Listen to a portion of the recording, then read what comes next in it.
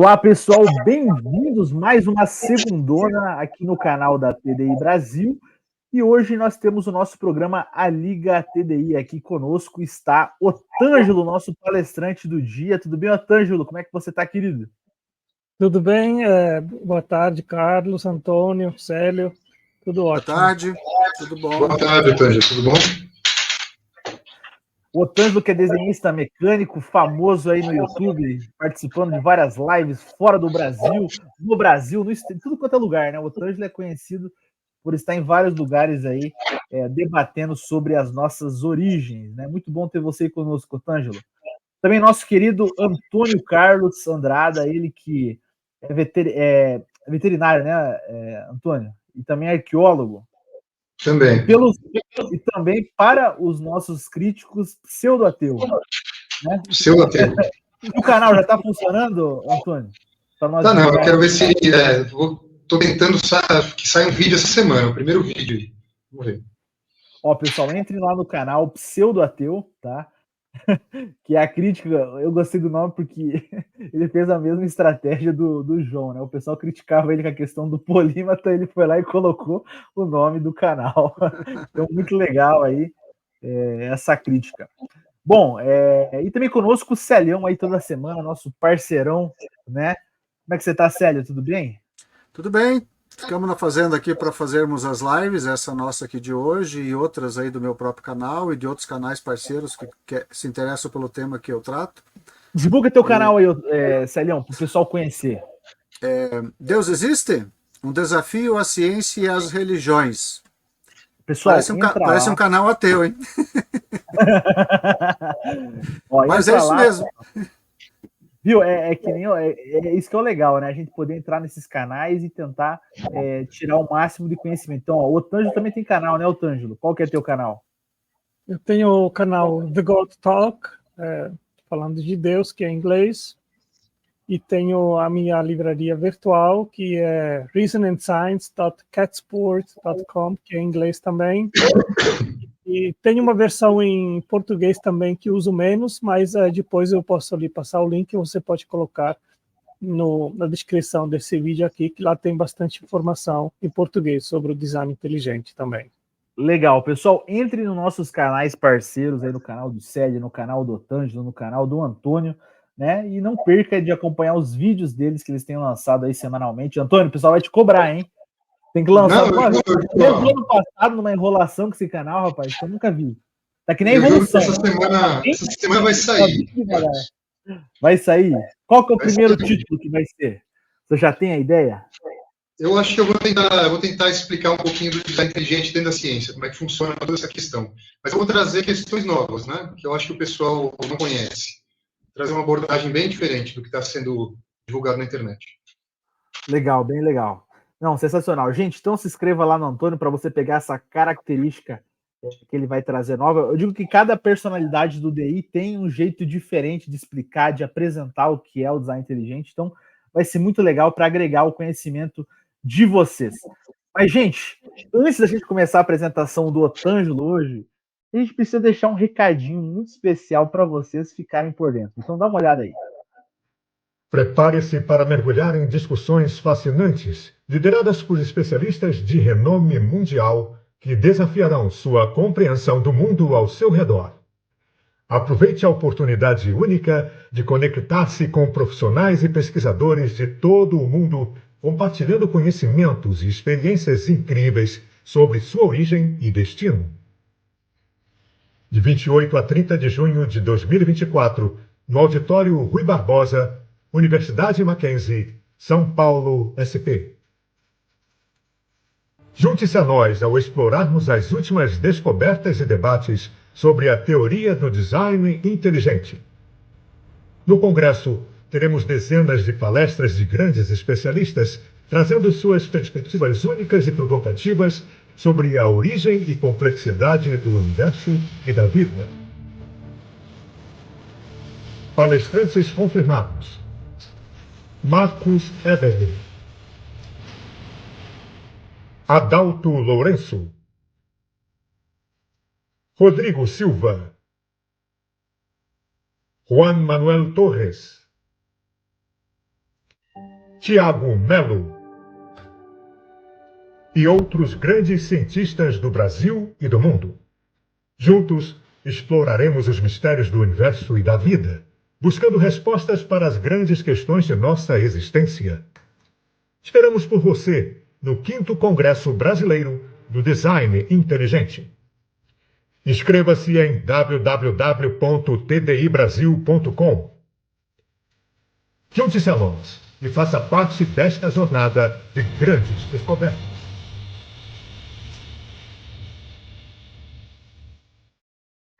É isso aí, pessoal. Não perca a sua chance de se inscrever, tá? Esse vídeo aqui já está um pouco mais atrasado, agora já veio muito palestrante novo, né? Muita gente chegou para palestrar, inclusive o Dr. William Dembski, né? Que estará conosco no Congresso. O Dr. Felipe Aispun também, da Espanha. Juan Manuel Torres, da Argentina, estará conosco também. Então será um grande congresso, gente. Você que gosta de discutir a respeito do DI, as atualizações, as novidades, quais são os temas, o que está sendo tratado, né? O que está sendo tratado na atualidade. Tem muito conteúdo muito legal lá, disponibilizado muita coisa bacana que muitas vezes aqui na internet não chega, né? Então é muito interessante que você participe. Aqui do meu lado tem um QR Code, bem aqui, ó. Se você quiser fazer sua inscrição, basta você entrar. É muito fácil, gente, você se inscrever. É só você entrar em www.tdibrasil.com, gente. É muito facinho. Não perca a sua chance. Já esgotou o primeiro lote de inscrições e amanhã estará sendo aberto o segundo lote. Tá? Na verdade, já está aberto, né? A gente só, né? Já está aberto. Quando esgota um, abre o outro. Então, gente, amanhã nós vamos lançar, inclusive, aqui uma live à noite, vai acontecer às 19h30, tá? Vai estar vários palestrantes do Congresso que estarão participando e eles vão estar lançando um código promocional para vocês aproveitarem uma promoção agora para o segundo lote. São 3 lotes. O primeiro já esgotou, estamos no segundo. Então, não perca a sua chance de participar desse grande congresso, dia 28 ao dia 30 de junho, no Auditório Rui Barbosa, lá na Universidade Mackenzie. Pessoal, mas vamos lá então. Otângelo, Celião, Antônio, hoje o assunto é ajuste fino, isso mesmo, Otângelo? Sim, isso, ajuste fino do universo e da Terra, da nossa galáxia, do Sol, de toda a gama, vamos dizer assim, né? Sensacional. Então fica à vontade, Otângelo, pode adicionar então o seu slide aí, enquanto a gente vai conversando.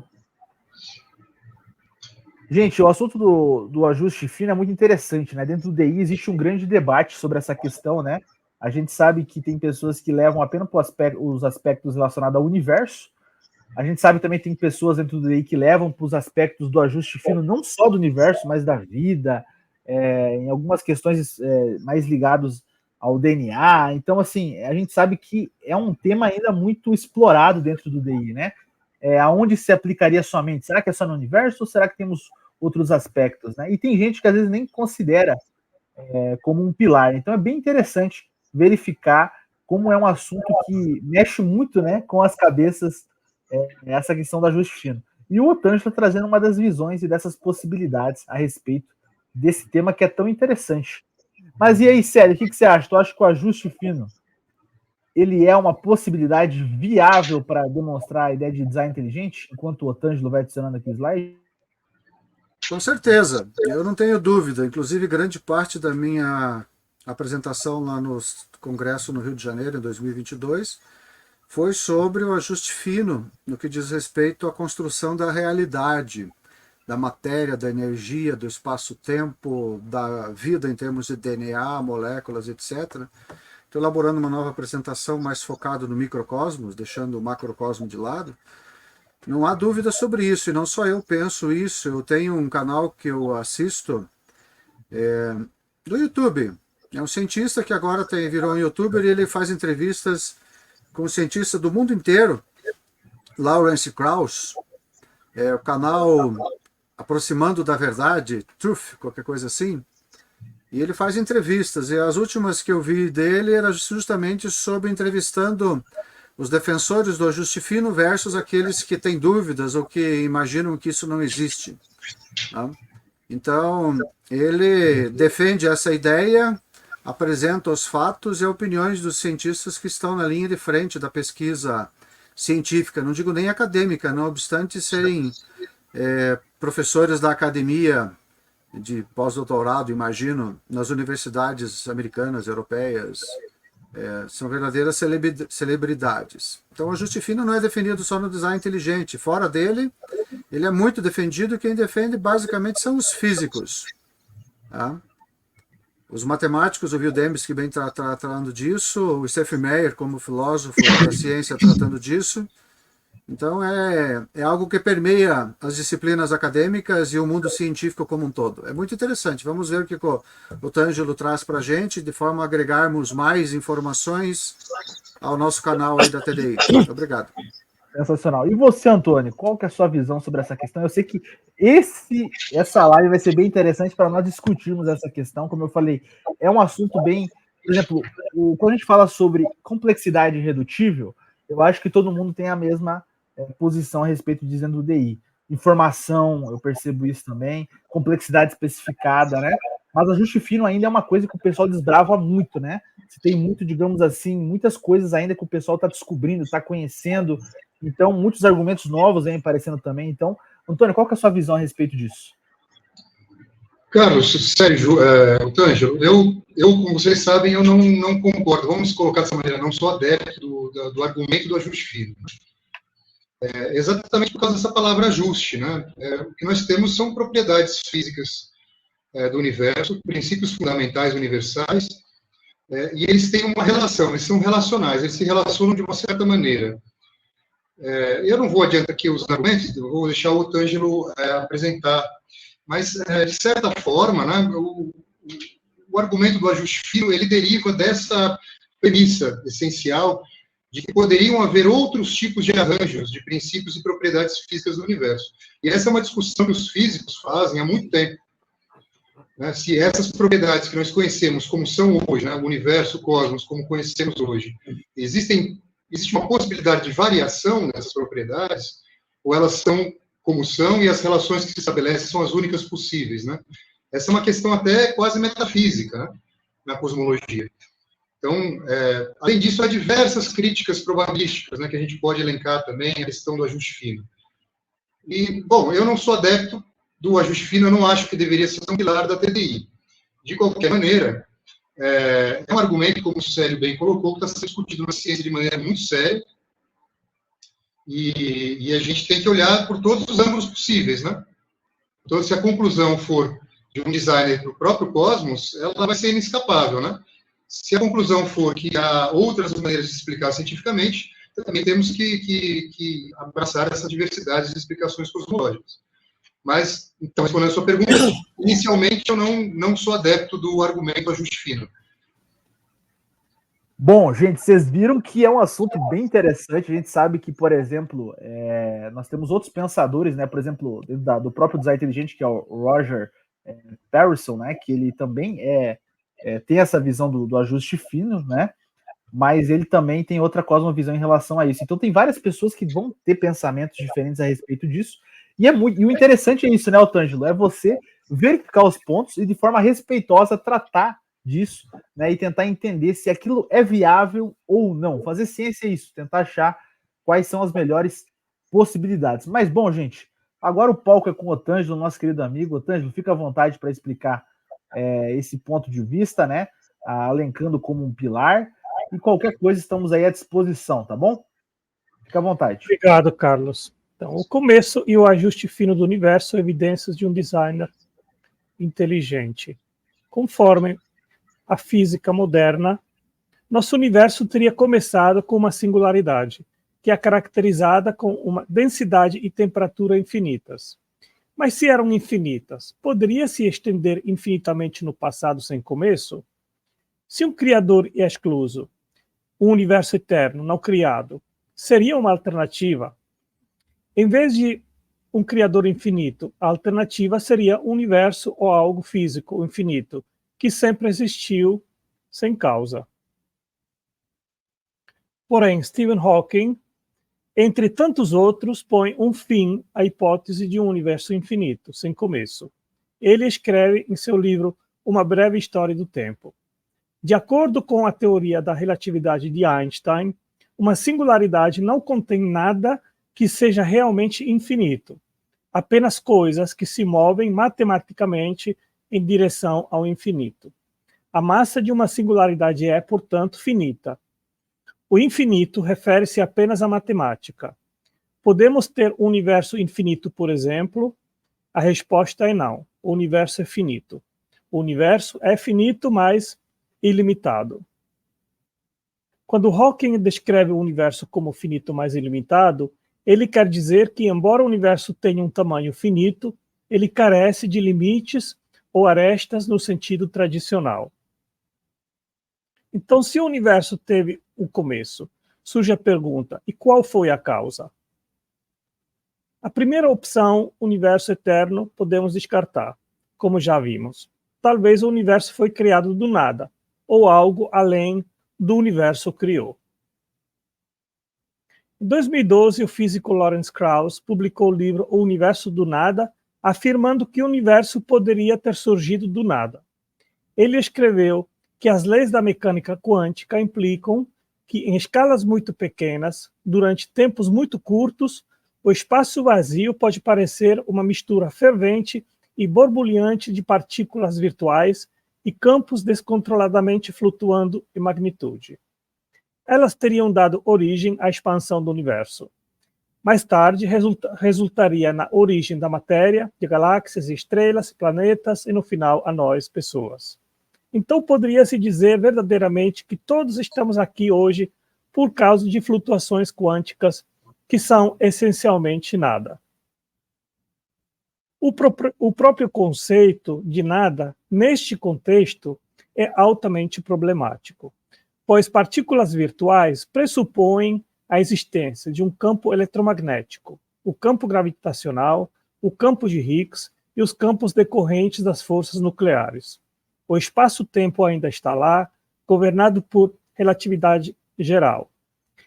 As constantes fundamentais ainda estão todas no lugar, todas com os mesmos valores que observamos. E talvez o mais importante, a energia do ponto zero do espaço ainda está lá, e ainda está no seu valor atual, positivo e diferente de zero. E daí que vem a frase, o universo do nada. Isso ainda é muita coisa, e não é nada. A origem de todas essas coisas ainda exige uma explicação.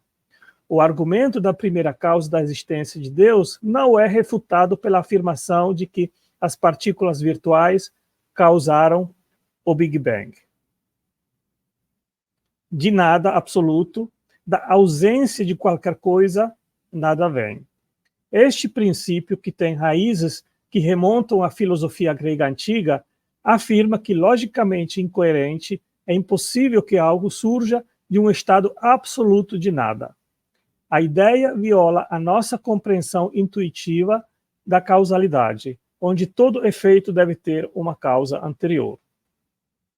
Para mim, o monstro macarrão criando o universo seria ainda mais crível do que um universo que se cozinhou a partir do nada. Então temos a alternativa que Deus criou o universo a partir de nada físico.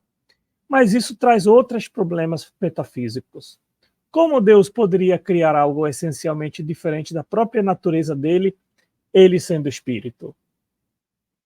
Aqui apresento uma alternativa. Deus criou o universo físico não do nada absoluto, mas sim de um potencial inerente ou poder latente, à sua disposição eterna. Isso desafia a visão tradicional da criação ex nihilo e oferece, na minha opinião, uma compreensão metafísica coerente.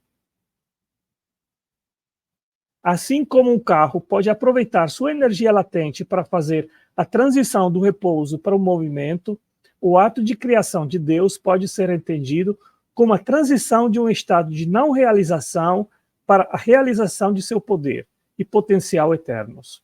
Este argumento apresenta uma visão holística e interligada do cosmos, onde matéria, energia e informação são diferentes expressões de uma realidade divina unificada. O poder e potencial eterno de Deus são a fonte a partir da qual o universo físico é atualizado. Max Planck, pai da física quântica, disse: como um homem que dedicou toda a sua vida à ciência mais lúcida, ao estudo da matéria, posso dizer-lhe o seguinte: como resultado da minha pesquisa sobre os átomos, não existe matéria como tal. Toda matéria se origina e existe apenas em virtude de uma força que traz a partícula de um átomo à vibração e mantém unido este minúsculo sistema solar do átomo. Devemos assumir por trás dessa força a existência de uma mente consciente e inteligente. Essa mente é a matriz de toda a matéria.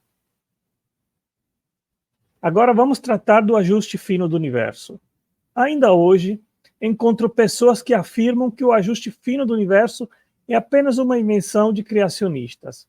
Será mesmo?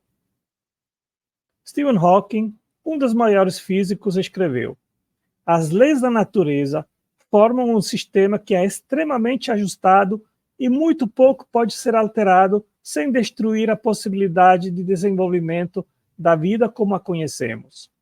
Se não fosse por uma série de coincidências surpreendentes nos detalhes precisos das leis físicas, ao que parece, os humanos e formas de vida semelhantes nunca teriam surgido.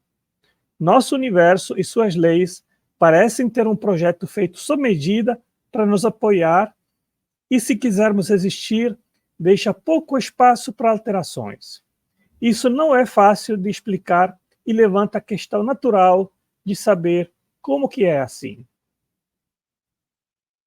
A partir do início do universo, esse teria expandido de uma forma extremamente rápida um período chamado de inflação, que teria ocorrido em uma fração de segundo.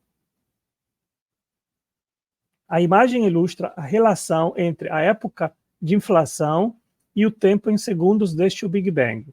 Ela apresenta duas curvas, uma que representa a época de inflação em azul e outra que representa o modelo do Big Bang em vermelho. A época de inflação é caracterizada por um pico acentuado, indicando uma fase de expansão extremamente rápida do universo, enquanto o modelo do Big Bang exibe uma tendência mais linear. O conceito de um campo de inflação requer um ajuste fino para dominar a densidade de energia do universo primitivo e iniciar a inflação. A duração da inflação deve ser precisamente controlada. Caso contrário, a inflação poderia se tornar um processo perpétuo, impedindo a formação de estruturas complexas. O fim da inflação requer um mecanismo para interromper a expansão exponencial, permitindo a transição menos rápida. Se a energia negativa fosse forte demais, isso poderia causar o colapso do universo. A inflação também teria que garantir um universo homogêneo, mas não perfeitamente homogêneo. As heterogeneidades tinham que existir para que a instabilidade gravitacional formasse estruturas cósmicas como estrelas, galáxias e planetas. A inflação exigiria uma sequência finamente ajustada de correlações e coincidências. As probabilidades de se ter um campo de inflação corretamente ajustado são ínfimas. Não existe um modelo físico de inflação e o acoplamento necessário entre inflação e matéria e radiação comum. O naturalismo simplesmente deixa essas perguntas de como poderia ter ocorrido este ajuste fino sem resposta. Para ter essas condições precisas, é preciso do ajuste fino somente da entropia no início do universo, e é um número inimaginavelmente gigantesco. A baixa entropia inicial do universo refere-se ao fato de que o universo começou em um estado extremamente organizado e de baixa desordem, permitindo que estruturas complexas e vida pudessem se desenvolver ao longo do tempo. Roger Penrose, físico inglês, fez o cálculo do tamanho deste ajuste fino. O número é 1 em 10 elevado à potência de 10 elevado à potência de 123. Vamos tentar dar uma ideia do tamanho deste número. Imagina que obter este estado de organização extrema aleatoriamente, ao acaso, seria equiparável a encontrar um átomo específico da cor vermelha em nosso universo. Vamos supor que a distância da Terra até o limite do universo observável seja cerca de 46,5 bilhões de anos-luz em qualquer direção. Se todo o volume do universo fosse preenchido com átomos, sem deixar qualquer espaço, o número de átomos seria de aproximadamente 10 elevado na potência de 102.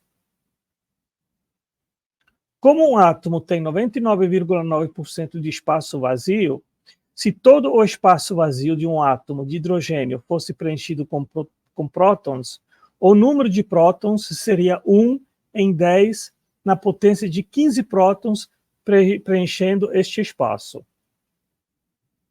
Portanto, se o universo fosse preenchido por 10 na potência de 102 átomos, cada um contendo 10 na potência de 15 prótons, o número total de prótons seria aproximadamente 10 na potência de 117. Para obter a entropia ou extrema ordem inicial do nosso universo mediante o acaso, para termos um universo permissivo a estrelas, planetas e, ultimamente, vida, seria igual a encontrar um próton vermelho específico, por acaso, entre 1 milhão de universos, cada um contendo 10 na potência de 117 prótons. Agora vem mais. A entropia baixa e o ajuste de apenas um de vários outros parâmetros que tinham que estar certos e ajustados para ter a expansão certa do universo durante o Big Bang, para obter um universo que pudesse hospedar vida. O modelo padrão do Big Bang, conhecido como modelo cosmológico de concordância cósmica lambda, tem 10 parâmetros distintos que precisam ser finamente ajustados e também a entropia baixa. A soma de todos os parâmetros listados é 1 em 10 elevado à potência de 256. Isso é a chance de ter uma expansão de um universo que permite vida. Se a velocidade da expansão do universo fosse maior do que observado, teríamos um universo vazio sem matéria, só espaço. E se a velocidade fosse menor, levaria ao colapso do universo devido à falta de gravidade suficiente para conter a expansão e mantê-la na velocidade certa. Um argumento que ouço com frequência é que não é o universo que é ajustado para a vida, mas a vida se adaptou às condições do universo. Isso é a analogia do poço de Douglas Adams. No entanto, essa analogia é refutada pelo fato de que, se não houvesse a taxa de expansão correta do universo, não haveria uma poça, ou, em outras palavras, estruturas complexas e a vida. A existência da poça ou da vida depende fundamentalmente das propriedades iniciais do universo, que precisavam estar ajustadas de maneira muito precisa para permitir o surgimento de estruturas complexas. Paul Davies, famoso escritor e físico, escreveu: os cientistas estão lentamente acordando para uma verdade inconveniente, que o universo parece suspeitamente ajustado, com perfeição, às próprias leis da natureza. Durante 40 anos, físicos e cosmólogos têm estado silenciosamente coletando exemplos de todas as coincidências convenientes demais e características especiais do universo, cujas leis parecem ser necessárias para permitir a ordem para a vida, e, portanto, seres conscientes existirem. Alterar qualquer uma delas e as consequências seriam letais. Fred Hoyle, o distinto cosmólogo, uma vez disse que era como um superintelecto brincou com a física. Vamos tratar do ajuste fino agora para fazer os átomos, os blocos de construção da matéria. As estimativas sugerem que as temperaturas no primeiro segundo do começo do universo teriam atingido trilhões de graus Celsius. O calor intenso causado pela expansão produziu prótons, nêutrons e elétrons. Aqui o problema é: não poderia haver calor sem uma fonte de energia. E essa força unificada teria se dividida nas 4 forças fundamentais: a força fraca, a força forte, a força eletromagnética e, no final, a gravidade. Aqui o problema é que não havia mecanismos que permitissem que essas forças pudessem se dividir de forma ordenada. A ideia de que algum mecanismo cósmico aleatório poderia de algum modo gerar forças ajustadas para depois de bilhões de anos formarem os blocos de construção da vida é extremamente implausível.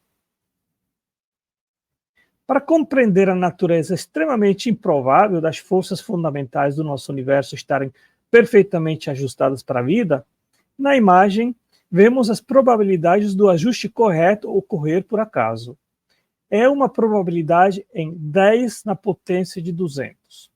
Para ter uma ideia, se o nosso universo tiver 13,8 bilhões de anos, se passaram desde o início 10 na potência de 17 segundos. A precisão de ajuste fino das forças fundamentais é inimaginável. Quarks e antiquarks teriam começado a se combinar para formar as partículas de prótons e nêutrons.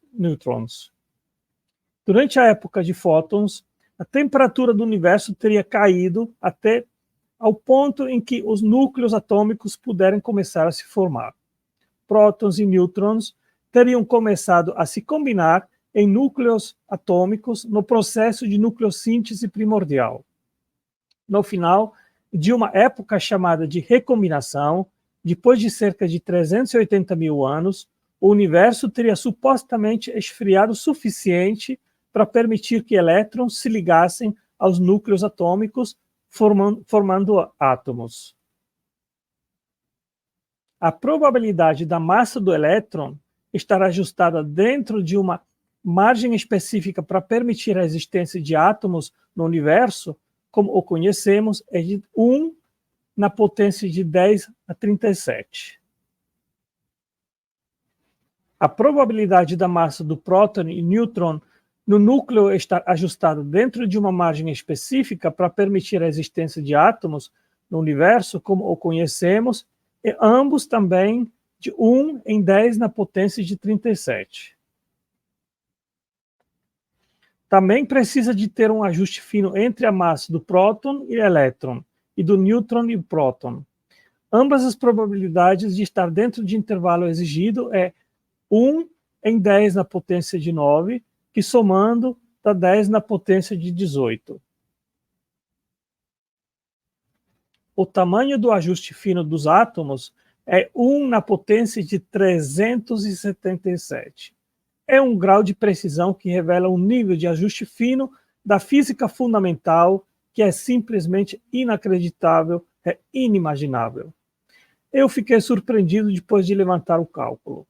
São centenas de constantes e relações que devem ser precisamente calibradas para que o universo possa funcionar.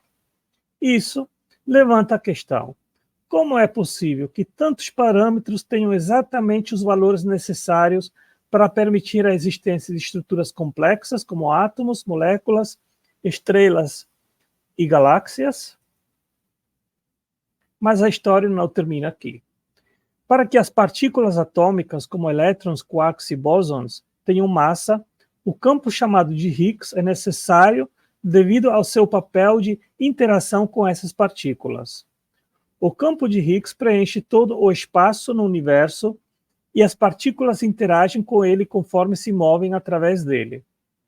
Essa interação causa uma resistência ao movimento das partículas, o que é interpretado como massa. Sem o campo de Higgs, as partículas elementares teriam massa nula, e muitos dos fenômenos físicos fundamentais que observamos no universo seriam diferentes.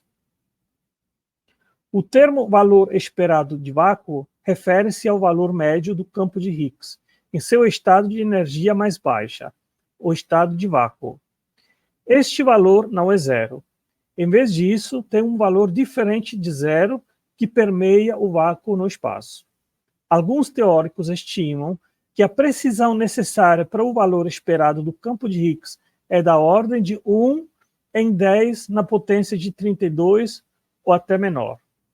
Qualquer desvio fora dessa faixa extremamente estreita tornaria o universo inóspito e a existência de qualquer forma de vida seria impossível.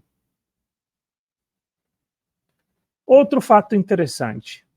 John Gribbin, astrofísico inglês, escreveu: se modificarmos o valor de uma dessas constantes fundamentais, algo invariavelmente daria errado, levando a um universo que é inóspito, a vida como o conhecemos. Quando ajustamos uma segunda constante em uma tentativa de consertar o problema, o resultado geralmente é criar 3 novos problemas para cada um que resolvemos. As condições em nosso universo realmente parecem ser singularmente adequadas para formas de vida como nós, e talvez até mesmo para qualquer forma de química orgânica. Tem uns que argumentam que, de repente, os parâmetros do universo são fixos, por necessidade física, e que não poderiam ser diferentes. Então, o ajuste fino se torna supérfluo. A melhor resposta vem de Sim Carroll. Ele diz no artigo Por que existe algo em vez de nada? Muitas das características observadas, tanto na física fundamental quanto na cosmologia, parecem arbitrárias, desde a estrutura em larga escala de estrelas e galáxias até as massas de partículas elementares. Muitos físicos agora suspeitam que as leis da física em nosso universo observável são apenas uma possibilidade entre um vasto cenário de possibilidades fisicamente realizáveis, conhecido como vácuo, pois são estados de energia mínima diferentes. Cada um desses estados possui diferentes partículas, forças, constantes e até mesmo números de dimensões espaciais. Até mesmo a teoria das cordas, que busca unificar as forças fundamentais, estima que há um número da ordem de 10 na potência de 500 desses tipos diferentes de universos possíveis. Agora vamos para outra pergunta interessante. O que instancia e assegura que as forças que operam no universo sejam estáveis?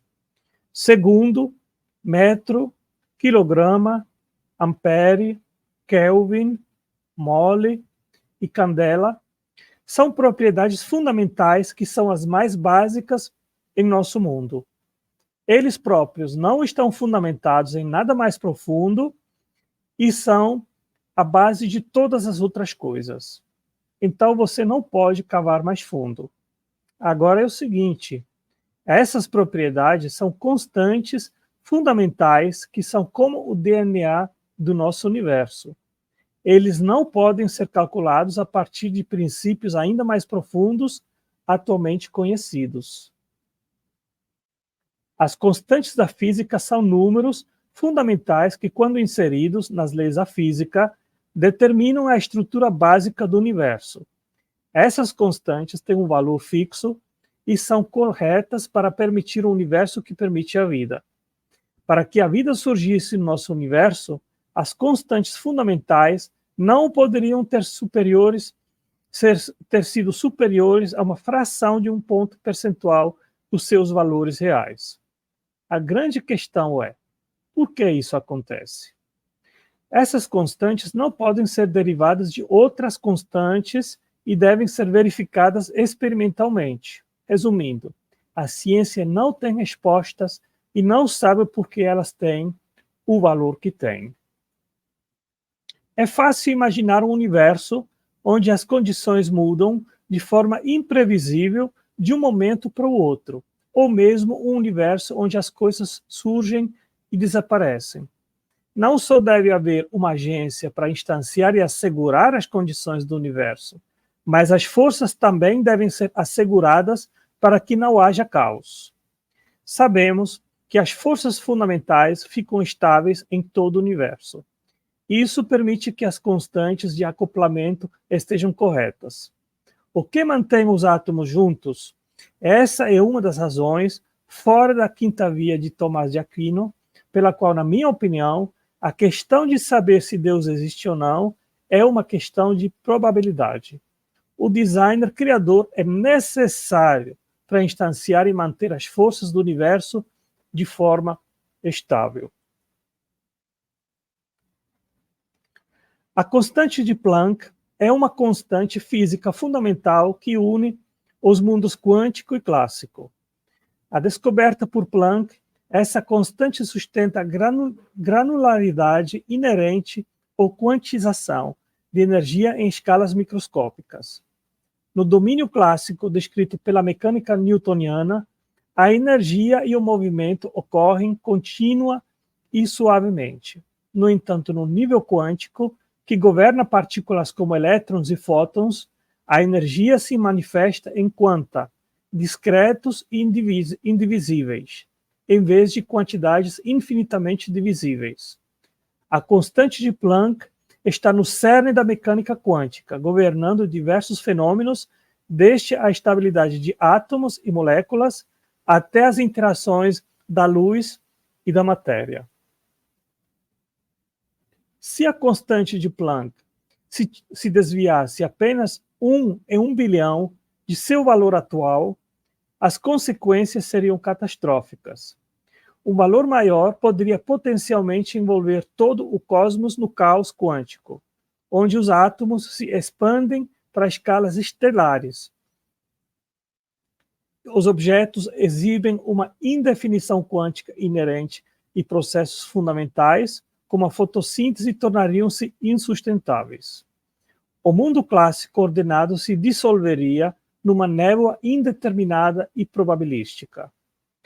Por outro lado, o fato da constante de Planck permanecer fixa, apesar da possibilidade teórica da sua flutuação, sugere um princípio ou agência racional que sustenta a constância das leis do universo. As galáxias em nosso universo também precisam ser ajustadas com precisão. O nível e número de ajuste fino observado nos parâmetros que governam a dinâmica galáctica é absolutamente incrível. Eu colecionei 62 fatores e provavelmente há ainda muito mais. Desde a abundância local e distribuição da matéria escura, passando pelas taxas de decaimento de partículas de massa exótica e ao tamanho, tipo e composição das próprias galáxias. Cada um deles, fatores parece ter sido sintonizado com impressionante precisão. As estimativas fornecidas indicam que muitos destes parâmetros devem ser ajustados com precisão na ordem de uma parte em 10.000 ou até mais, se quiserem produzir as estruturas galácticas e cósmicas que observamos. Lee Smolin, físico, escreveu: se quisermos compreender genuinamente o nosso universo, essas relações entre as estruturas em grande escala e as partículas elementares devem ser entendidas como algo mais do que mera coincidência. Precisamos entender como aconteceu dos parâmetros que governam as partículas elementares e suas interações estarem ajustadas e equilibradas de tal forma que o universo de tamanha variedade e complexidade surge. Claro, é sempre possível que isso seja apenas uma coincidência. Talvez, antes de prosseguirmos, devêssemos perguntar quão provável é que um universo criado escolhendo aleatoriamente os parâmetros contenha estrelas. A resposta, em números redondos, é de aproximadamente uma chance em 10 na potência de 229. Para ilustrar o quão ridícula é essa probabilidade, poderíamos observar que a parte do universo que podemos ver da Terra contém cerca de 10 na potência de 22 prótons e nêutrons. Esses números são gigantescos, mas são ínfimos em comparação a 10 na potência de 229. Na minha opinião, essa probabilidade infinitesimal não é algo que possamos deixar sem explicação racional.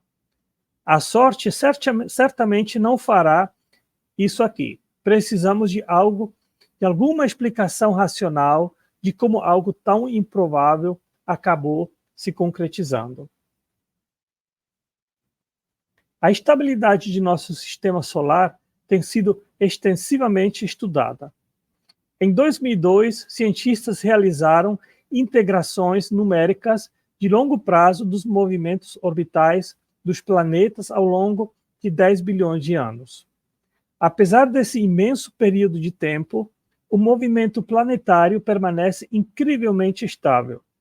Pelo menos 90 parâmetros precisamente ajustados para ter essa estabilidade.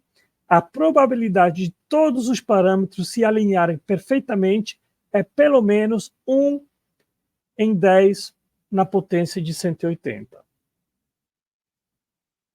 O sistema Lua-Terra desempenha um papel crucial na estabilização das órbitas de Vênus e Mercúrio no interior do sistema solar.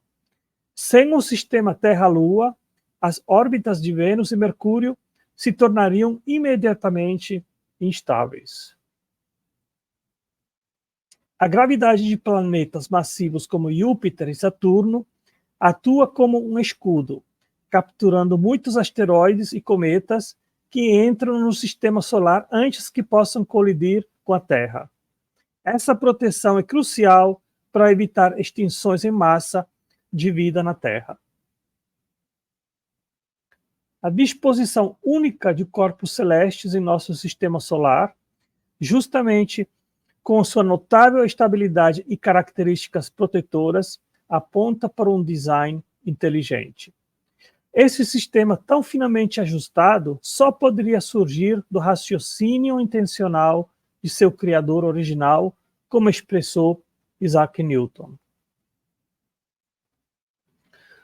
O Sol desempenha um papel crucial na viabilização da vida na Terra. Com sua massa precisa, produção estável de energia e reações de fusão equilibradas, sendo fatores-chave. Sua forma quase perfeitamente esférica, juntamente com a quantidade adequada de metais, contribui para a estabilidade do sistema solar.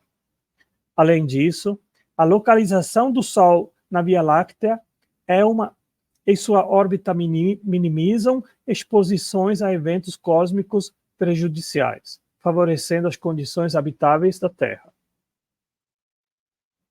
Se a Terra tivesse 4,5 bilhões de anos, de acordo com as estimativas, a iluminação solar seria cerca de 30% menor do que é hoje, e a Terra seria uma bola congelada. O paradoxo do Sol jovem questiona como a Terra primitiva manteve água líquida e um clima habitável, apesar da menor luminosidade solar prevista pelos modelos astronômicos, destacando a necessidade de reconciliar as evidências geológicas e paleontológicas com as previsões do modelo solar padrão. As soluções propostas até agora, como concentrações mais altas de gases com efeito de estufa, continuam a enfrentar desafios e limitações, deixando o problema sem solução devido à complexa interação de vários fatores. Isso é uma das razões para questionar a vida realmente se ela começou a existir há 3,8 bilhões de anos atrás. Agora vamos para o penúltimo exemplo do ajuste fino, que é o nosso planeta Terra, que também nos oferece exemplos extraordinários de ajuste fino. A Terra exibe um equilíbrio preciso de centenas de fatores e condições distintas, desde a sua composição química até sua dinâmica orbital, que permitem a existência de vida como a conhecemos, demonstrando um ajuste fino que é extremamente improvável ter surgido por acaso. O fato da Terra ser o único planeta conhecido a sustentar vida complexa, apesar de existirem bilhões de outros planetas no universo, destaca o caráter extraordinário do ajuste fino necessário para que o mundo seja verdadeiramente habitável, tornando a Terra um planeta extraordinário. Isso faz surgir a pergunta: será que existe vida em outros planetas no nosso universo, onde podemos supor que existem incalculáveis outros planetas que eventualmente oferecem condições adequadas?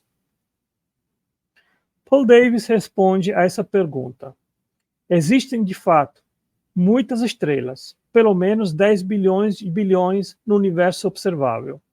Mas este número, por mais gigantesco que nos parece parecer, é, no entanto, trivialmente pequeno quando comparado com as gigantescas probabilidades contra a montagem aleatória, mesmo de uma única molécula de proteína. Embora o universo seja grande, se a vida se formou apenas por agitação aleatória num ferro velho molecular, há poucas probabilidades de ter acontecido 2 vezes. A Terra exibe uma complexa interconexão de vários fatores que permitem a vida, como sua distância ideal do Sol, a presença de água líquida, uma atmosfera adequada e uma variedade de ambientes sustentados por placas tectônicas e ciclos biogeoquímicos. Cada um desses fatores é altamente dependente e influenciado pelos outros, criando um equilíbrio delicado que possibilita o surgimento e a sustentação da vida de uma maneira que parece resultar de um design inteligente, e não de mera coincidência. O fato da Terra ser o único planeta conhecido a reunir essa combinação única de condições habitáveis destaca o caráter verdadeiramente extraordinário do ajuste fino necessário para o mundo sustentar a vida. O espectro eletromagnético no universo abrange uma vasta gama de comprimentos de onda que diferem por um fator de 10 na potência de 25, e é notável que justamente a estreita faixa de luz visível necessária para os processos biológicos e a visão seja transmitida de forma tão precisa pela atmosfera e oceanos na Terra. A radiação do Sol atinge o pico exatamente no espectro visível, em perfeita sintonia com as necessidades energéticas da vida terrestre, enquanto outros comprimentos de onda, como raio-x e raios gama, seriam destrutivos e ondas de raio seriam insuficientes para conduzir os processos bioquímicos essenciais. Essa harmonia entre a produção de luz pelo Sol, a transparência seletiva da atmosfera e dos oceanos e a capacidade humana de enxergar representa uma coincidência marcante, conhecida pela ciência, sugerindo um ajuste fino extremamente preciso para permitir a visão e a vida complexa na Terra. Para ter uma ideia dessa probabilidade, imagine que você está em um gigantesco estádio de futebol lotado, com 100 mil pessoas. Cada pessoa nesse estádio representa um comprimento de onda diferente do espectro eletromagnético.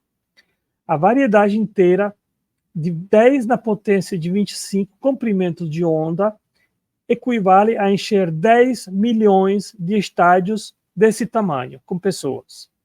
Seu desafio é encontrar uma única pessoa específica, digamos o João, em um desses 10 milhões de estádios lotados. Porém, você não sabe em qual estádio ele está, muito menos em qual assento. As chances de acertar o João, a primeira tentativa, são de 1 em 10 na potência de 25. É como tentar acertar às cegas, um único átomo específico dentro de toda a massa do planeta Terra. Mas qual é o grau de ajuste fino somando os ajustes começando com as condições iniciais do universo até o ajuste fino da Terra? A acumulação de todas essas probabilidades ínfimas sublinha a quão estatisticamente improváveis são as condições para a vida complexa no cosmos. Essa visão abrangente quantitativa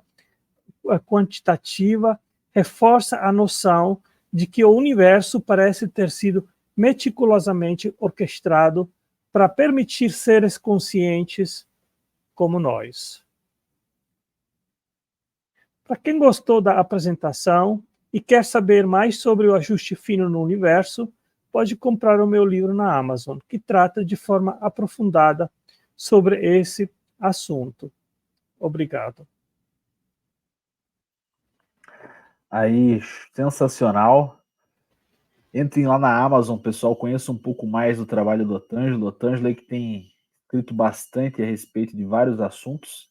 E não só esse livro, né, Otângelo? Tem vários outros livros que você tem.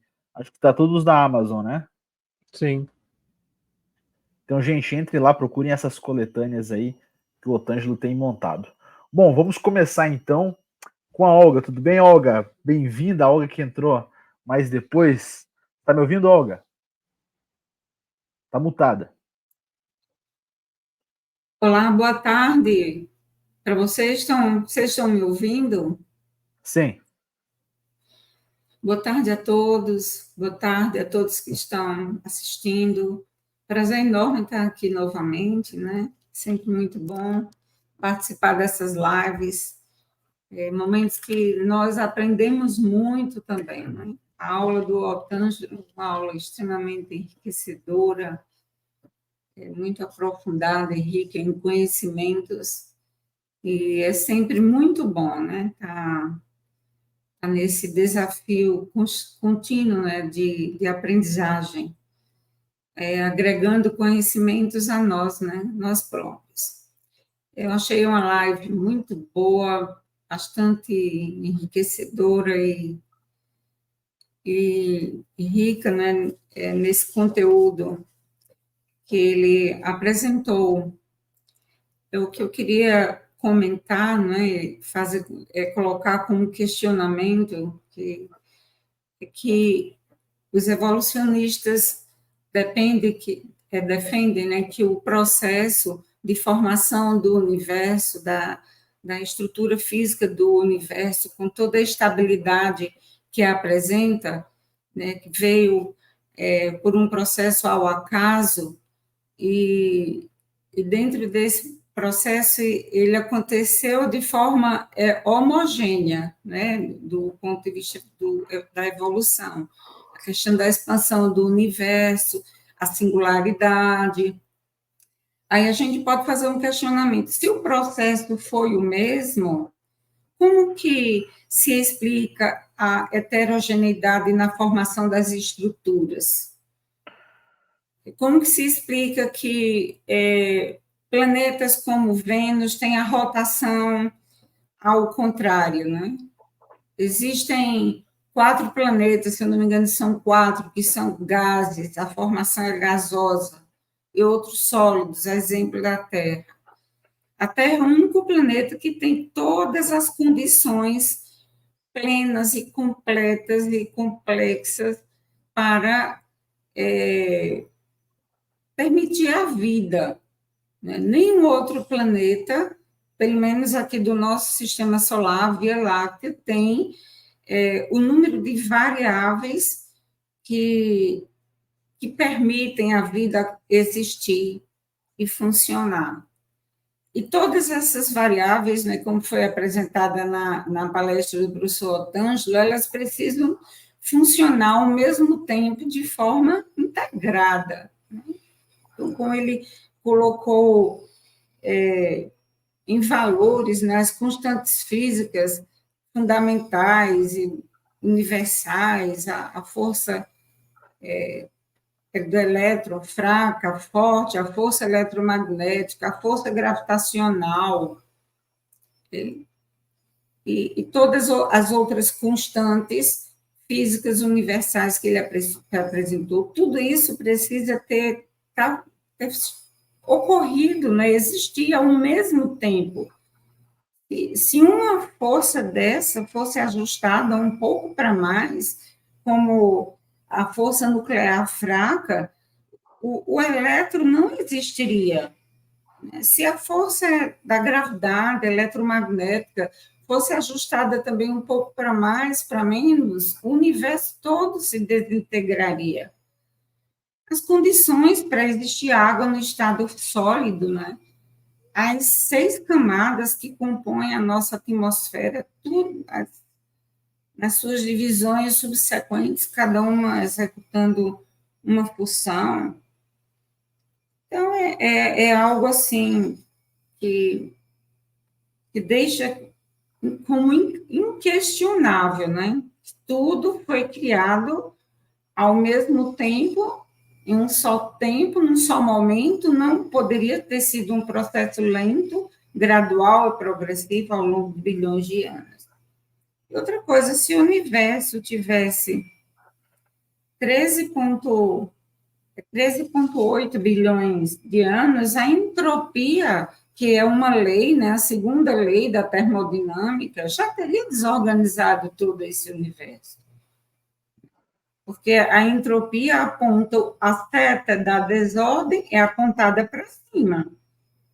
Então, partindo desse pressuposto, nós não éramos para estarmos mais aqui, né?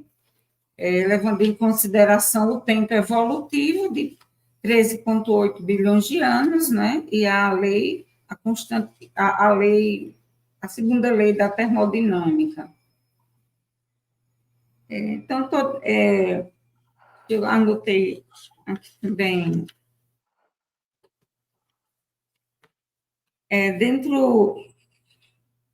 Sim, a Terra, o planeta Terra, né, segundo a teoria da evolução, ele teria começado a existir em 4,5 bilhões de anos. Então, a erosão, porque existem várias taxas de erosão, né? Desde uma taxa mínima a uma taxa máxima. A taxa máxima de erosão acontece nas rochas marítimas e nas rochas vulcânicas.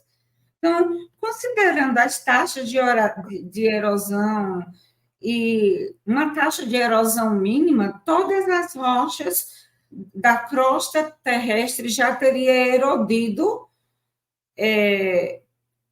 mais de uma vez, considerando esse tempo evolutivo de 4,5 bilhões de anos.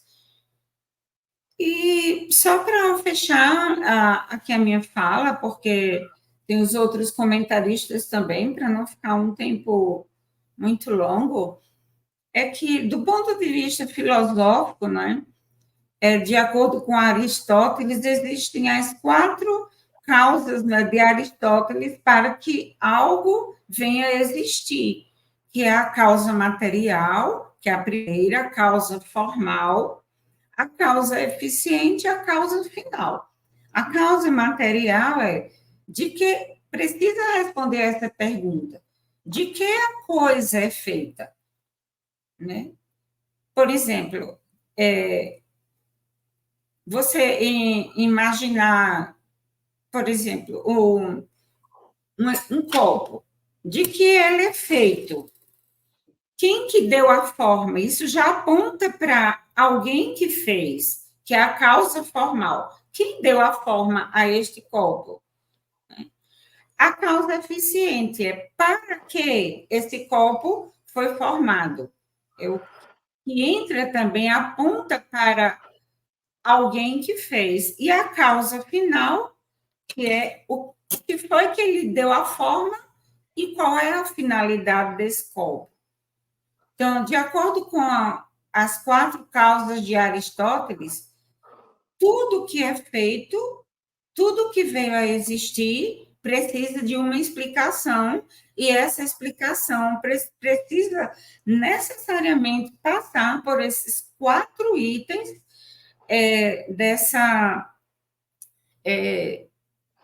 das 4 causas de Aristóteles. Certo? E aí existem também outras bases filosóficas, né, que foram defendidas por Tomás de Aquino e por aí vai. Então, era esse comentário que eu deixaria aqui, né, para vocês. E é isso. Agradeço a oportunidade e o convite, mais uma vez. Vamos lá. Antônio, e aí? Você que também é um crítico à ideia de ajuste fino, o que você acha? Você acha que ficou um pouco mais clara essa noção que o Otângelo passou? Mudou um pouco sua opinião? Como é que você achou aí? Fala aí. Está mutado, Antônio. Olá, pessoal, estão me ouvindo? A questão do ajuste fino, para mim, é uma questão de premissas, como eu estava comentando no início, né? Então, assim, tem muita coisa que a gente pode conversar sobre essa questão do ajuste fino, né? Vamos tentar separar um pouquinho as questões. Assim, a primeira questão, acho que o Tânio até já conhece meu argumento, né? Já discutimos sobre isso. A primeira questão é aquela que eu enunciei no começo. Como é que se dá a premissa do argumento do ajuste fino? Então, a primeira premissa é de que essas constantes fundamentais da matéria e da energia do universo, elas estão determinadas em certos valores, há uma relação entre certos valores, para que a vida baseada em carbono ela possa existir. Correto, Tânia? Essa seria a primeira premissa. A segunda premissa é de que existe vida de fato baseada em carbono. Nós estamos aqui assistindo a live e conversando, né? A terceira parte do argumento, que já é uma conclusão, vai dizer que se existe vida de carbono e se essas premissas estão ajustadas, então que o universo foi ajustado, essas leis foram ajustadas para que houvesse a vida baseada em carbono. E a quarta, que também é uma conclusão, o quarto enunciado, vai dizer que, então, se elas foram ajustadas, tem que haver um designer que as ajustou. Né? Então, assim, o primeiro problema lógico que eu vejo nessas questões todas é que o terceiro enunciado, que é aquele que fala que as premissas foram ajustadas para que a vida de carbono possa existir, ela não deriva da premissa 1 e da premissa 1, na verdade, né? Porque a premissa 2 é que existe vida baseada em carbono. Por que ela não deriva? Porque nós não conhecemos, em nenhum lugar do universo, nós não detectamos nenhuma outra forma de organização desses princípios fundamentais da matéria e da energia. E aí, o que quer dizer isso? Quer dizer que o argumento de que o universo é improvável, esse universo que a gente vive, ele é improvável, baseado nesses arranjos, nessas relações, ele cai por terra, porque eu não consigo calcular probabilidade se eu não tenho variabilidade. Então, se eu não conheço nenhum outro universo que tem constantes diferentes, e se eu não consigo mudar as constantes das leis físicas desse nosso próprio universo, não é possível calcular a probabilidade da existência de uma configuração diferente. Então, quando a gente fala em ajuste fino, não existe nenhuma probabilidade, não existe possibilidade de ajustar essas constantes. Logo, se não existe probabilidade de ajustar as constantes, não pode ter havido nenhum afinamento. Então, o enunciado 3 e 4, ele cai por terra. Porque, na verdade, não existe um argumento probabilístico, né? O argumento seria probabilístico. O universo, ele é improvável. Dentre todos os ajustes, dentre todos os ajustes possíveis, esse foi escolhido. Mas a probabilidade aí, ela não é possível ser calculada, né? Porque eu não tenho, a variabilidade é zero, é nula. Eu não conheço nenhuma variabilidade. É como se, Carlos, como se você fosse, por exemplo, você fosse num restaurante e calculasse a probabilidade de qual a porcentagem de pessoas ruivas que tem ali naquele restaurante. E você olhasse ao redor e não tivesse nenhuma pessoa ruiva. Que probabilidade teria de haver pessoas ruivas ali? Então, não há probabilidade. Não há como calcular a probabilidade sem haver variabilidade. Todo mundo ali tivesse apenas cabelo preto, por exemplo. Ou fossem todos loiros. Então, não há como ter esse argumento da improbabilidade do universo se não há cálculo probabilístico, se não há variabilidade. Então, até o momento, né, é claro, por exemplo, esse seria um primeiro argumento, que é um argumento lógico, né? O argumento do ajuste fino seria um argumento, não vou dizer falacioso, mas seria um argumento baseado numa falsa analogia, né? Porque, por exemplo, quando eu falo em ajuste fino, normalmente o que vem na cabeça da gente é aquela analogia do um instrumento musical, ou uma peça de tecnologia, né? Ou um rádio que eu ajusto. Então, eu teria que ajustar todas aquelas notas, aqueles harmônicos, aquelas questões matemáticas da própria música para ver uma melodia X, né? E aí, quando eu vou ver, na verdade, o universo não tem essa possibilidade de ajuste, né? Ele só toca uma única melodia, é a única que nós conhecemos. Essa é uma primeira questão, que é um levantamento lógico, né, desse tipo de argumento. E aí tem outros argumentos que respondem. Pode falar, Olga. Mas essa única melodia, como você está colocando no sentido metafórico, requer o ajuste fino de todas as constantes ao mesmo tempo. Não é isso que você está querendo colocar? Ela não requer um ajuste fino. Esse que é o problema da falsa analogia. Nada foi ajustado se eu não conheço um instrumento que pode ser ajustado. Você entende, Olga?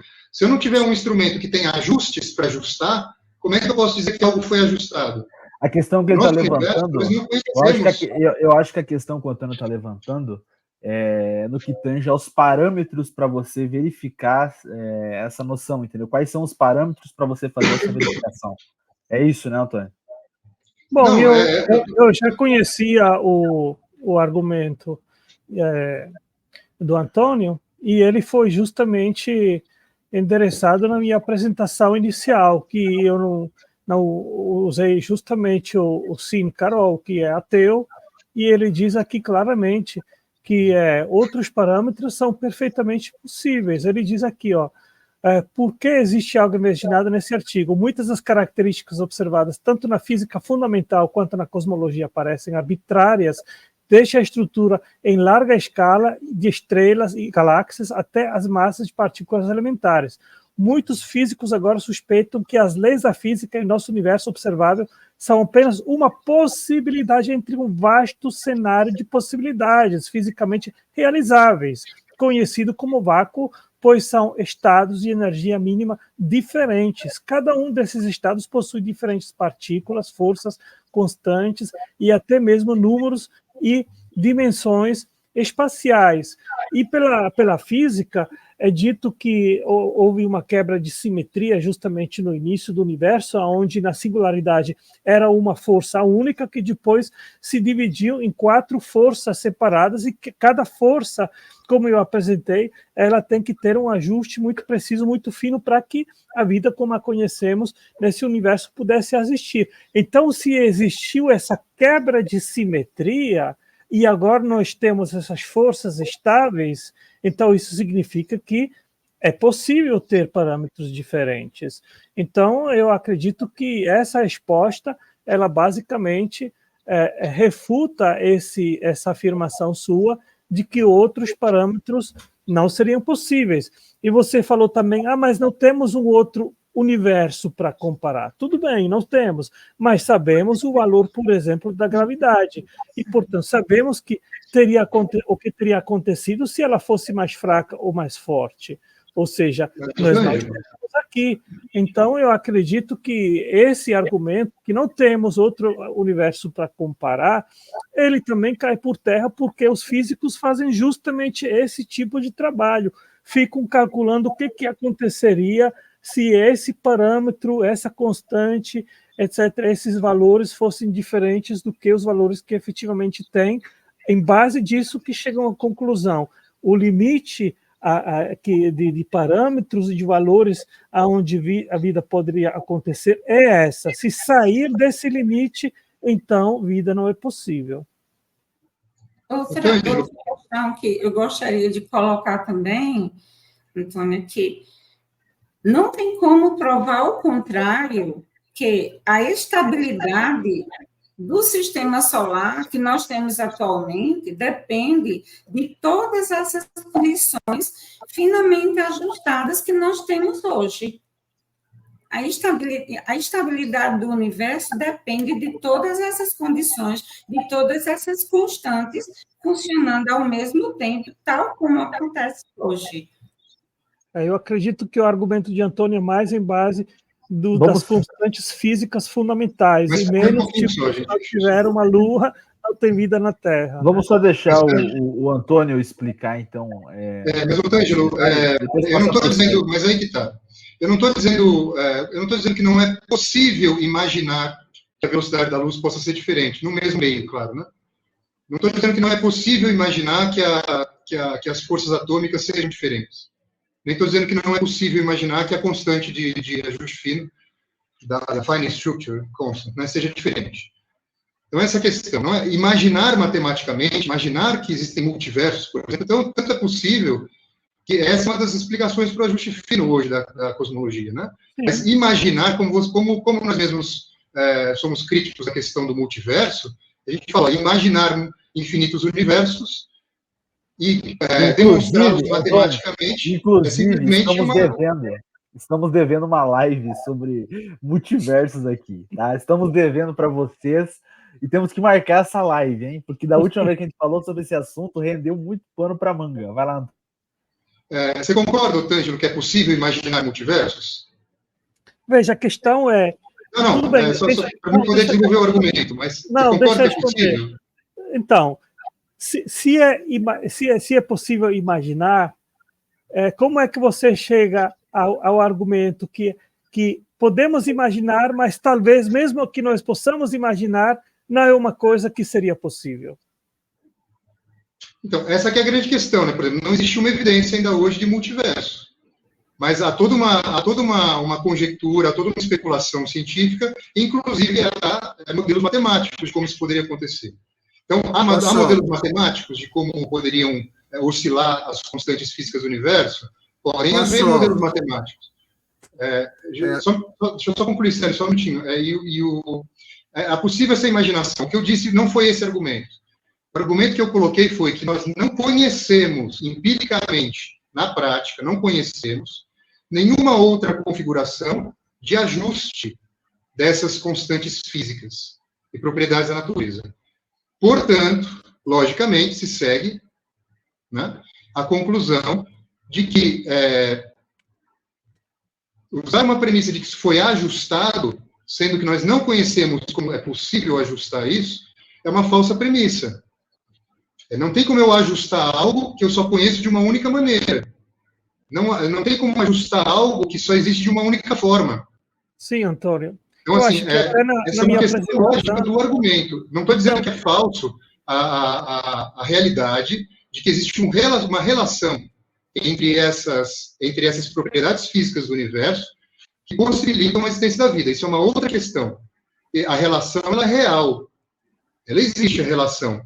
Né, Olga? Existem as constantes, elas estão relacionadas de uma certa maneira, em que possibilita a existência do universo como nós o conhecemos. Aí vai entrar argumentos como o princípio antrópico, vai entrar diversos outros argumentos.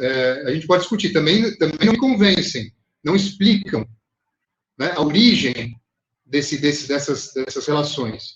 Mas o argumento do ajuste fino, que é um silogismo de premissas e conclusões, ele é baseado numa falsa analogia, porque não existe a improbabilidade física do universo, porque não existe variabilidade para se calcular essa probabilidade. Isso é zero. Esse é um argumento lógico. Então,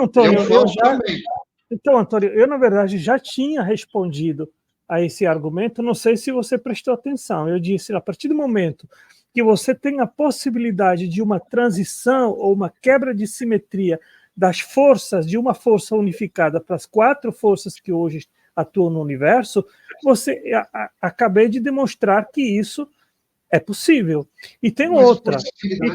Não, deixa. Agora, isso aí eu falei durante a live, que as propriedades mais fundamentais, que eu listei, que é a segundo, metro, quilograma, etc. e tal, essas propriedades são constantes fundamentais, que são como o DNA do universo, e elas não são calculáveis a partir de princípios ainda mais profundos que conhecemos.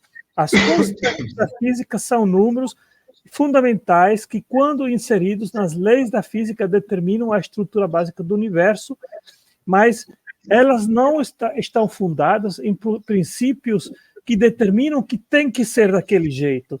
E se não existe isso, então significa que, logicamente, elas poderiam ser diferentes e variar. E uma vez que elas podem variar, significa que o ajuste fino é real. Mas aí que está, Ângelo, o argumento do ajuste fino não é baseado em possibilidade, é baseado em probabilidade. Possibilidade é diferente da probabilidade. Podemos só passar para o Célio? Deixa eu acrescentar algumas coisas nisso aí, tá? Primeiro, já foram feitos cálculos, sim, de multiverso, justamente para contestar o ajuste fino, tá? Eu fiz um trabalho sobre o multiverso, está aí no site da TDI, quando eu tratei de Big Bang. Por exemplo, tem que definir o que é multiverso, até porque não tem só um, é multiversos. Quem começou com essa história foi Hugh Everett III, que assumiu que as probabilidades das combinações da mecânica quântica eram universos reais, antes de se tornarem observáveis. Tá? Temos multiverso tipo bolha, multiverso ramificado, e todos eles calculados matematicamente com as suas respectivas variáveis físicas e constantes fundamentais, mas todos eles partem do pressuposto de que o nada é aquilo que o Otângelo falou, se você já tem as leis físicas, que não foi falado aqui. Segundo, as constantes e variáveis físicas, que são 26 ao todo, elas são observadas. O ajuste fino não é inferido por postulados filosóficos, ele é observado pelas coisas que são medidas na natureza. Tá? Nós temos, por exemplo, 26 constantes físicas que John Carlos Baez, em 61, relacionou, constantes físicas observadas. Eles não são inferidos filosoficamente, como a teoria lá do princípio antrópico, nem é necessário entrar nesse aspecto. Tá? Tem a massa do quark, para cima, para baixo, estranho superior, matriz, massa de neutrino, elétron, etc. São tudo observações. E as observações que os físicos fizeram, além das constantes físicas, velocidade da luz, permeabilidade do vácuo, enfim, são mais um caminhão delas, tá? E nada disso ainda entra no mérito das leis físicas que controlam todas essas constantes físicas fundamentais e as constantes físicas que são medidas pela natureza, de toda, tipo assim, o raio de Bohr, o raio clássico do elétron, enfim, todas essas coisas observadas. Então, o ajuste fino não é pressuposto filosófico materialista. Ele não partiu do pressuposto filosófico, ele partiu da observação intrínseca dos átomos. Quem começou com essa história, como eu disse, foi Fred Hoyle, que calculou que para ver carbono você precisava de uma ressonância de 12 níveis possíveis. Isso antes de ser observada essa ressonância em carbono. Tá? Então ele inferiu que, dadas a matemática observada na natureza, que a gente traduz isso em forma de leis físicas, ou as leis físicas formuladas matematicamente, teria que haver uma sintonia fina, como é que ele chamou, fugiu a palavra agora, tá? Uma ressonância nos átomos de carbono de tal forma que ele fosse estável para o surgimento da vida. Ele inferiu isso e ganhou um prêmio Nobel por conta disso. Tá? Então, a inferência do ajuste fino, isso faz parte do método histórico-científico, tá? Da melhor inferência para as observações. Ele não vem da filosofia, ele vem da observação. Qual é a melhor inferência para explicar isso? A hora que você coloca toda essa salada de fruta de constantes físicas, de ajustes das medidas da matéria, da energia, etc., que é uma relação gigante, eu coloquei isso nas tabelas, tá? E a hora que você tem que acrescentar mais ainda as leis da física que controlam todas essas variáveis, tá? O ajuste fino torna-se fundamental. Quando tratamos de multiverso, que é uma coisa que os ateus normalmente fogem da discussão, tá? Porque o multiverso explica tudo. Não, o multiverso não explica nada. Tá? A gente tem parâmetros para fazer os cálculos, simular multiversos, matematicamente falando, com as constantes que nós temos. Você pode fazer a brincadeira de mexer nas constantes, mas você tem que assumir pressupostos filosóficos extra-universo, tá? Transcendentes, como espaço-tempo, matéria e energia, as leis físicas, mecânica quântica. Espaço-tempo a gente entende como gravidade, tá? A termodinâmica, você tem que assumir isso como pressuposto filosófico para os outros universos ou multiversos. Por exemplo, nós temos também, temos o multiverso de Max Tegmark e Brian Greene. Eles classificaram isso em 4 níveis. O nível 1, que é uma extensão do nosso universo, vai além das fronteiras que conhecidas. É o universo com diferentes constantes físicas. O nível 3, que é a interpretação dos muitos mundos lá do Hugh Everett. Tá? E o nível 4, que é a hipótese do universo matemático final e a própria hipótese de Tegmark. O universo é construído pela matemática. É construído pela matemática. Só que não com a hipótese que ele fala, que todas as probabilidades matemáticas são reais. Aí é uma mera inferência não observável, pura especulação, e assim é considerada pelos físicos, seus pares e matemáticos, que calculam sobre isso. Portanto, o multiverso não é uma discussão filosófica, é uma discussão da área da física, baseada na matemática. Tem, por exemplo, Brian Greene, que é um físico muito conhecido, tá? Ele trabalha com, deixa eu colocar aqui, 9 multiversos, tá? Ele tem 9 multiversos calculados diferentes, já que ele trabalha com a teoria das cordas, que é 10 elevado a 500 possíveis multiversos, tá? Que não responde à questão de por que nós existimos da maneira que existimos. Então, o multiverso já é abandonado. Se vocês verem as entrevistas, eu citei algumas aqui nessa apresentação sobre o Big Bang e sobre o multiverso, há uma série de físicos que acham que é defensável, todos eles consideram que são hipóteses especulativas, tá? Por exemplo, os que defendem o multiverso, Brian Greene, Stephen Hawking, Alan Guth, Andrew Lynd, Michio Kaku, David Deutsch, Leonard Susskind, Alessandro Villequin, enfim, cientistas que geralmente são céticos em relação à hipótese do multiverso. Steve Weinberg, David Gross, Paul Steinhardt, Neil Turok, Valentin Mushkakov, Michael Turner, enfim, Roger Penrose, George Ellis, enfim. O multiverso não pode ser utilizado como fuga para fugir ao ajuste fino. Isso é o que os próprios físicos dizem. E o ajuste fino não é uma inferência filosófica. Ele é a inferência para a melhor explicação, de acordo com a metodologia do design inteligente, para ajustar todas essas coisas que nós observamos. Qual é a melhor inferência? Um design ajustou isso manualmente, pode-se dizer, porque os valores não são obtidos de leis fundamentais, porque elas não existem, elas são arbitrárias. Tá? Existe um arbítrio. Você pode ignorar, obviamente, esse arbítrio e partir para o lado materialista que tenta explicar de outras maneiras. Mas, enfim, os físicos que tratam disso, eu nem entro no método, no aspecto filosófico dessa história, tá? Porque a inferência para a melhor explicação é dos físicos. E aqueles físicos que não consideram que o multiverso é viável, é mera especulação, porque eles já fizeram os cálculos, já sabem que não é possível um multiverso em que haja vida inteligente, com leis estáveis como o nosso, seja possível. Os cálculos feitos demonstram que não. Você pode ter espaço-tempo? Pode, vai ser vazio.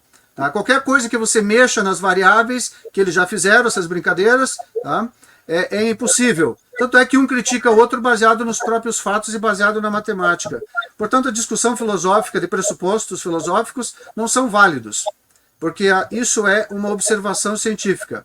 É assim que eu encerro a minha parte. Eu teria muito mais coisas a dizer, mas a gente vai ficar com live de 2 horas e eu tenho um compromisso daqui a pouco também. Obrigado.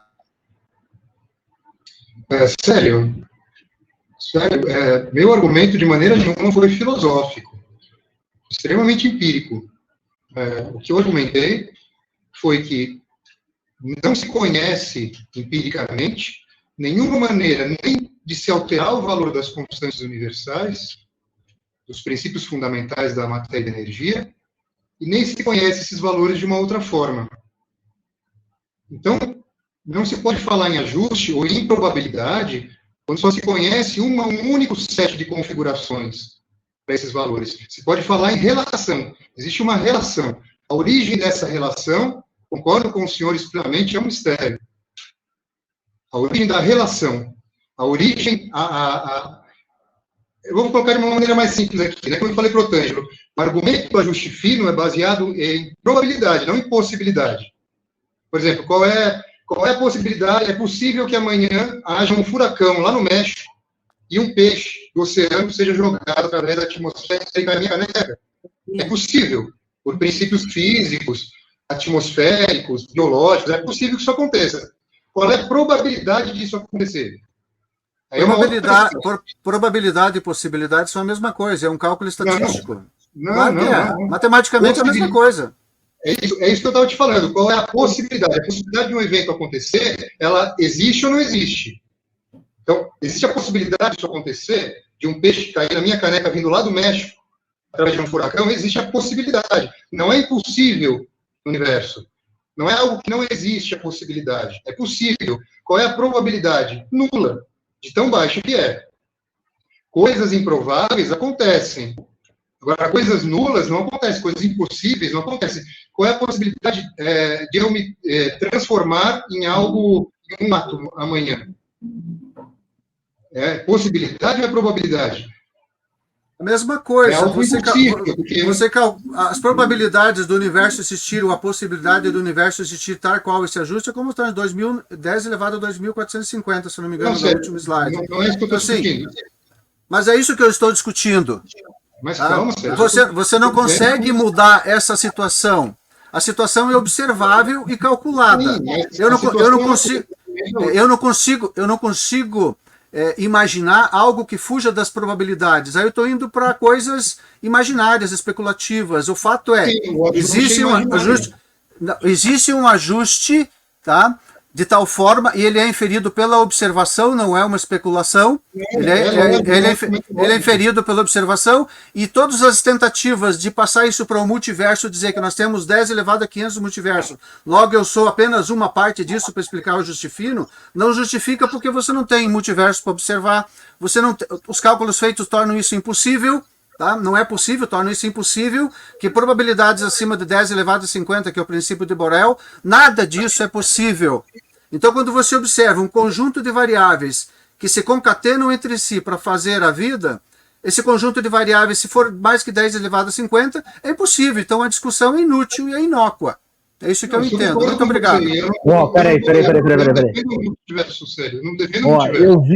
Eu vi que esse assunto aqui vai render muita coisa. Tá pegando fogo, do jeito que vocês gostam. Mas, gente, a live nossa não pode ser muito longa, né? A gente sabe que nós temos aí um limite de tempo. Eu só queria que vocês entendessem esse argumento, porque esse argumento é um argumento que é muito comum, ele é muito divulgado cientificamente. Então, eu só queria que vocês entendessem esse argumento. Uma coisa é a realidade, uma coisa é aquilo que eu consigo inferir da realidade, que é o empírico. O Célio falou muito bem, colocou muito bem essa questão.